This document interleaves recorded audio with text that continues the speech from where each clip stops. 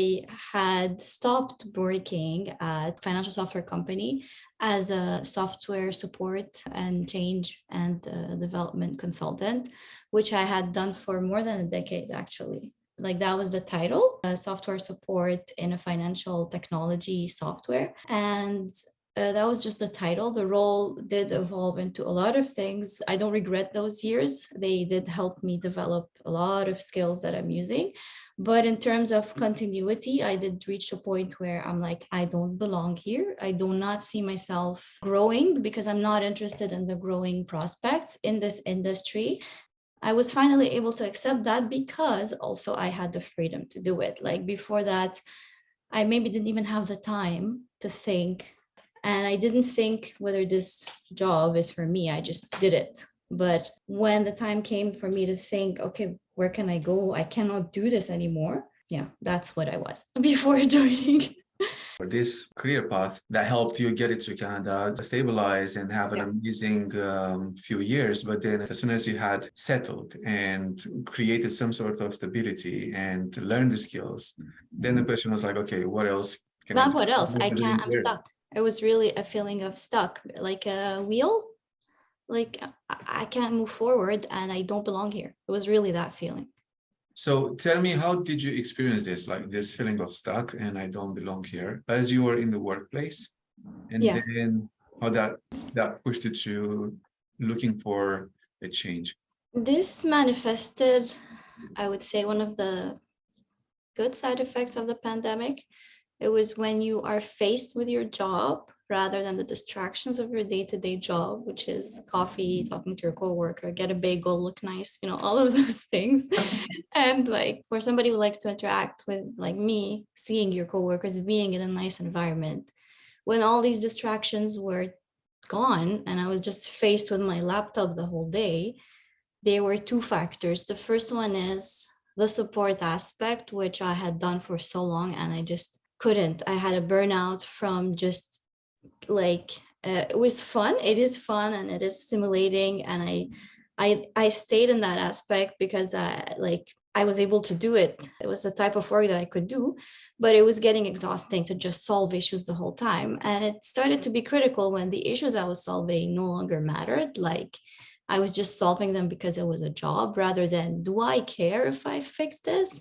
Not really. What I cared about was like the fact that the person was happy, but not that I fixed that specific issue. So I realized that the things I was interested in are not the thing I'm fixing, but the people I'm interacting with. That's something I reflected on later. But back then I was like, I don't care. And when I tried, to switch to rather not support, but just develop changes, it got worse because I realized what helped me stay in that was the rush, was the get it done. But when I had more time to get it done, I realized I really don't care enough to get it done. So the next step where I wanted to work in that place to get there, I couldn't see it. The coolest thing about, I think, the coaching was that later on, there was no more shame and not being interested and not finding because before that it was shame. It was like, why don't I want to be a trader? Why can't I see myself as a manager in this role? Why this person is younger than me and now she's on the business side? And why is he taking this degree? It was all of, why can't I do that? And I'm a failure. And then with the coaching and the awareness, I realized that no, it's not about being a failure. It's just I was not in the right place. And given the right things to do, I would definitely want to manage something. I would definitely want to take a degree that would help me get there and learn the skills I need if I'm interested in that. So the shame transferred into awareness of was not my place, it was no longer my place. I think you've heard it in this coaching class or many others when let's say the honeymoon phase of this phase finished, like I'm on a vacation, I'm off, I want to do this. And then I realized time is running by and I have no idea how to move forward. So I started categorizing things like fields, roles, degrees in lists upon lists, but I had no connection between them. And this is funny because after the coaching class and when I started looking for a job